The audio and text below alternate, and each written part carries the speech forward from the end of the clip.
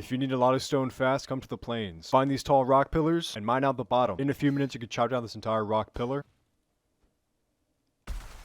There we go. And several hundred stone will fall on top of you. From that one pillar, I got 404 stone. However, those pillars are scarce. So for a more consistent and abundant source of rocks, just come to the mountain. You can use markup language to change the hover text of a sign. This is how to change the color. Now hello is red. We can do the same for size. And it says hello, very large. Perhaps this code will actually change the text on the sign itself in the future. This is what it looks like to have a max level forge and a max level workbench. You need all these items placed, and they take a lot of space. You could go horizontally and place these behind walls, or you can go vertically and place these underground. Remove a floor and start digging. Our pseudo basement is complete. All the improvements are placed down. The forge and workbench are just as they were before, but now it's much less cramped. Place a ring of fire around your copper deposit. Grey dwarves are afraid of fire and they will not attack you, so you can mine copper in peace. We all know you can place 6 cooking stations on a campfire. If you place a vertical post and a horizontal post, you can place campfires on top of that, and you have an even more compact cooking station. This is my current method of planting. Strafing side to side and clicking while doing so.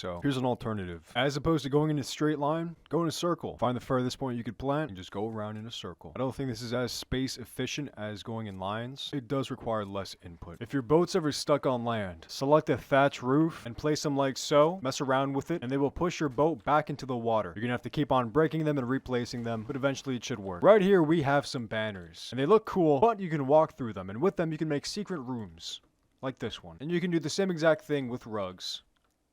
When crafting something, you can press the craft button again to cancel the craft. And yes, I know, I learned this after 80 hours in the game. Don't blame yourself. Upon entering a crypt, pick one, left or right. I always pick right, and when you explore the crypt, always turn right. Imagine you're keeping your hand on the right side of the wall, and you just follow that all around, and you will never get lost in a crypt again. And it will be much less annoying to explore. And here's a visualization in Paint that I made that helps explain why this works. If the wall is a continuous path, and you're always traveling in one direction, you will end where you started. If you ever feel like going for a spin, do yourself a big favor. Block a death squeedo, jump on top of it, and enjoy the view. 90% of the tips in this video were contributed by people commenting on the last video. So if you have any pearls of wisdom, comment them down below and let me profit from them. Place down a wooden wall. Place down another wooden wall just slightly off to the side. Repeat this a few more times, and you now have a fully functioning pseudo jump ladder. This allows you to move fast in the vertical direction without having to move too far in the horizontal direction. Because devs,